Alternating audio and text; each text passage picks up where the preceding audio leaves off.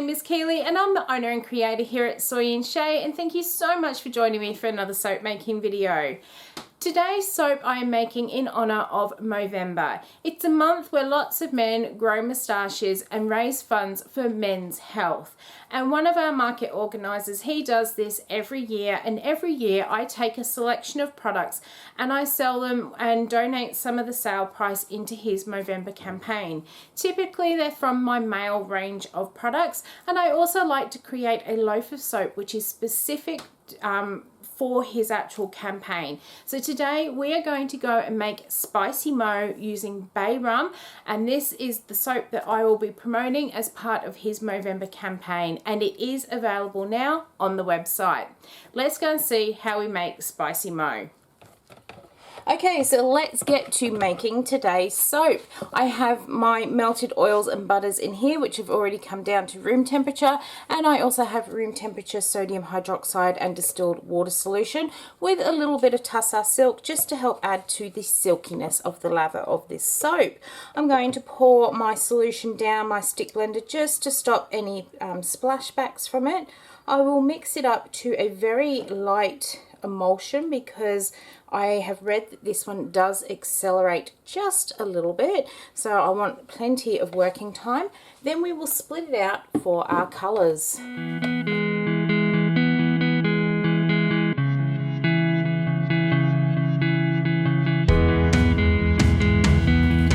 Okay, so I have just brought those oils and the lye solution together. In this pot here, I have some activated charcoal, which I have mixed in with a little bit of those oils. I'm going to pour off about that much for now. I also have in this one, this is a little bit of Nimbus Grey, and then I also mixed in a little bit of Bedazzled. Now it's not Blizzard Mica, which is the one that I like to use so much. Blizzard Mica is a synthetic mica and is really, really shiny, whereas the Bedazzled is actually quite a shiny mica, but it doesn't have those large, really glittery looking chunks in it, so it's just going to add a really nice sheen to that silver colour. In this one here I have some aquamarine mica, which I mixed in with a little bit of black pearl. I'm actually going to fill that jug all the way up. When I was measuring out my colours, I was a bit undecided what to actually do with my pour here. So I think I have actually just dirtied a jug for no reason. In fact, yeah, what I'm going to do is pour this colour back into here. Scrape out all of that colour. I want this blue to be a base, and then I'm going to drop in some of that black and silver colour. So let me get this one all scraped out. I'll mix in these colours and then we'll pop in our fragrance.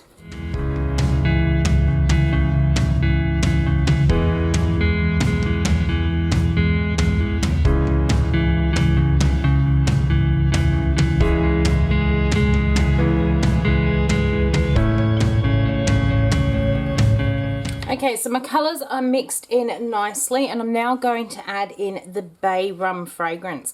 I have always heard lots about this particular fragrance, but have never got it in, mainly because our Australian supplier was very, very expensive for this particular fragrance oil.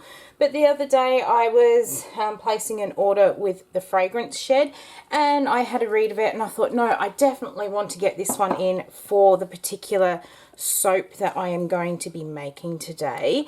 I ended up did pay a lot more for it than what my Australian supplier actually sells it for, but I know that all of these Nature Gardens fragrance oils behave so well in soap and really do hold that sort of fragrance.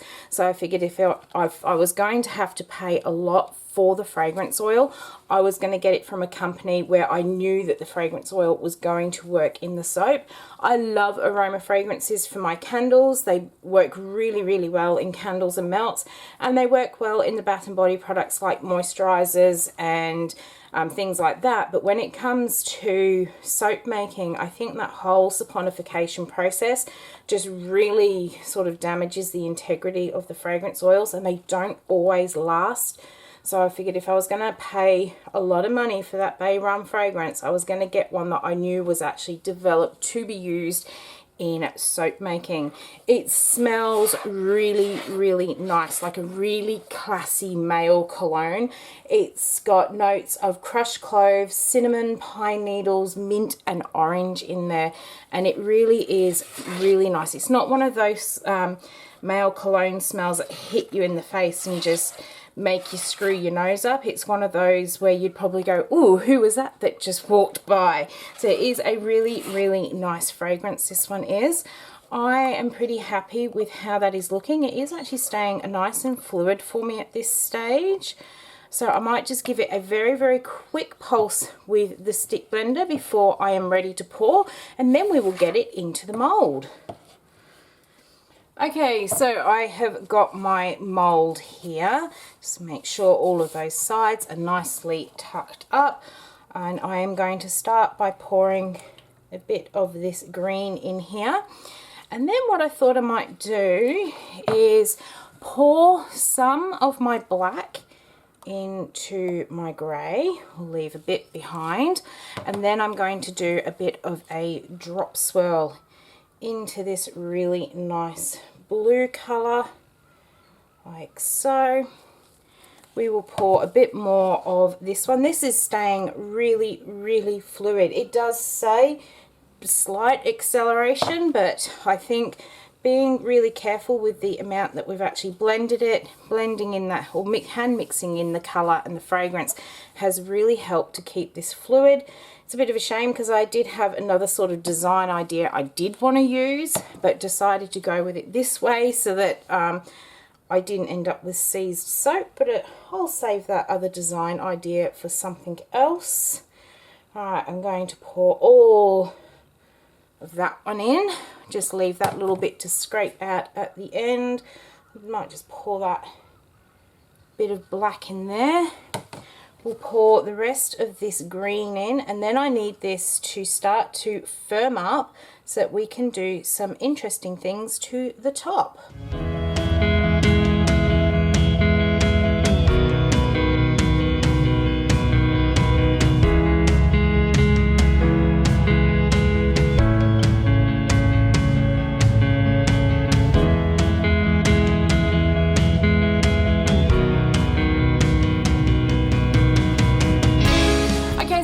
That stayed nice and fluid while I was working with it, it has set up nice and quickly in the mold so we can get our top done.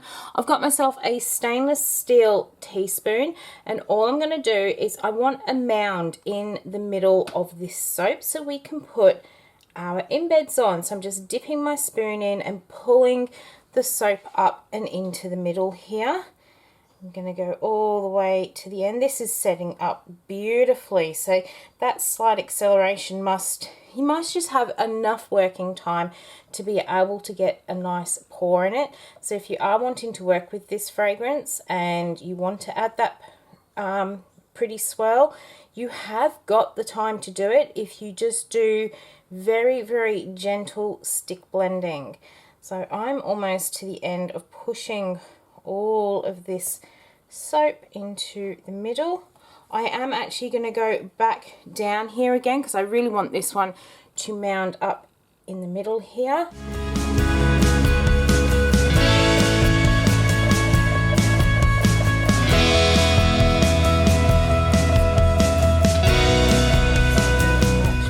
The cockatoos are screeching their heads off this morning. Went for a walk with my dog this morning, and we got to see wallabies on our walk. They were so cute. They just sat there, watched us go by. They were on the other side of the fence, so that was good. I knew that my puppy couldn't get to them. Alright, so now that I've done the edges, I'm just going to mush that middle around a little bit so it doesn't look like it hasn't been worked with. That is looking really good, smelling really good too. And now I am going to put our embeds on here. These are what we made in the behind the scenes video, and they're little moustaches. If you want to check out how I made them, I'll leave a link for you up in that top right hand corner. I get a lot of people say that they don't see the little eye in the top right hand corner. If you're on a computer, all you need to do is hover your mouse up in that corner and a little eye, white eye, appears up in the top there, and when you click on that eye it brings up all these other options.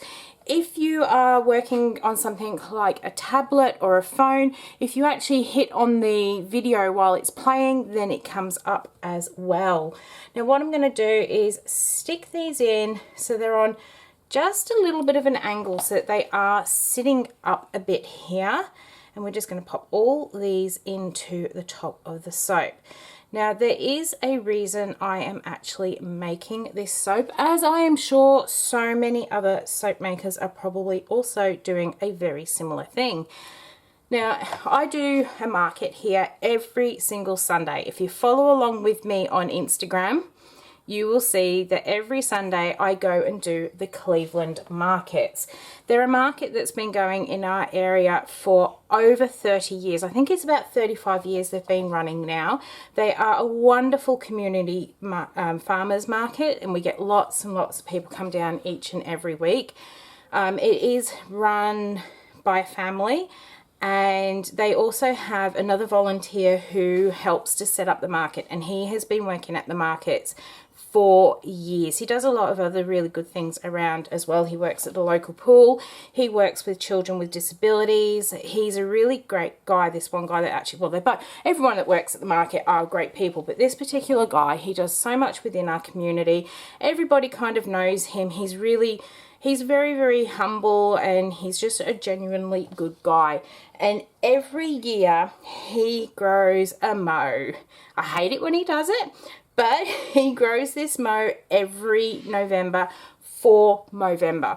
So what I've been doing for the last couple of years is, as a way of saying thank you to him for, you know, getting out there and setting up the market so I can actually have my stall every week, and to say thank you for doing something for such a great cause. I make a few men's packs up because we're getting close to Christmas, and I do some special things for Movember. And everything that gets sold out of that men's range, we donate to his Movember campaign. So this particular soap, once it is ready, in fact it will be ready by the time you see this video, every bar of this soap that is sold, I will be donating $2 from the sale of that soap to his Movember campaign. There will be a few other things on there as well. We'll have our shaving soap. I will also do up a special batch of beard balm as well, so that the men can keep those beards and moustaches under control while they are growing them throughout the month. And then the shaving soap so that they can shave them all off at the end as well. So I am done with doing that. I am going to leave it as is. We're not going to put any glitters or anything on there because this is predominantly for the men.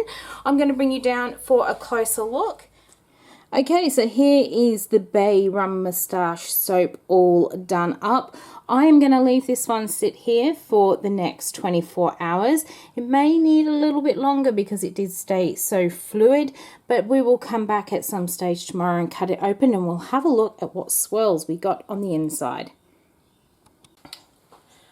I am now ready to cut into our Bay Rum Moustache soap.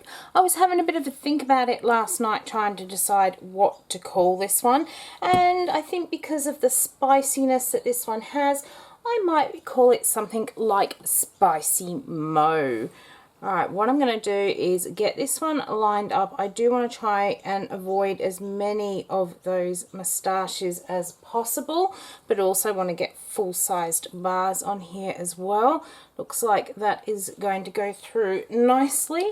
Let's cut it open and see what our Spicy Mo looks like on the inside. I'm really looking forward to seeing these colours together. I am so excited to show you the inside of this soap. I've just got to see the end piece there and it looks really, really good. There is the top, and that is the swirl on the inside. I am absolutely loving these really tight wispy curls that I've been getting in my soaps lately. I have no idea what I am actually doing to get them because I'm not really pouring it any different to how I usually do. And that side looks like there is a face. There's an eye, there's the other eye, and then a big bulbous nose at the bottom. That is so cute. These are smelling absolutely amazing, and I think the colors have come together really well. Just grab these next couple in here as well and we'll take a look. So there's the other side with the other bit of the face on there. So those are those ones, and those moustaches on the top, they're also different as well because they were all handmade, so there's some moustache in there to hopefully suit everybody's tastes. So there's those two there. I'm so pleased I decided to give this Bay Rum a go because it really is a lovely fragrance. Oh look, we've got another face with two eyes and a bit of a nose down there as well. Oh, and even more faces. I'm loving that this man's soap has all of these faces through there, especially with that moustache on the top as well. I am absolutely loving this bar. And as I said, every bar of this soap that sells, we will be donating $2 into Steve's Movember campaign. I will also have some other items along in our men's range, including the shaving soap, a couple of other soaps, and some beard balm as well, and everything that we sell through those, again, we'll be donating a portion of that into his little Movember campaign. We also do up some men's gift packs at this time of year because we are looking into Christmas, and all the gift packs, we generally donate $5 from the sale of gift packs into his campaign as well. These soaps are actually now available up on the website if you are interested. And I really do hope you have enjoyed watching me make this Spicy Mo soap. If you did, why not leave me a thumbs up and any comments down below. If you've got any questions, I will get back to you as soon as I possibly can. And until the next video, I hope you have a great one, and I will see you then. Bye.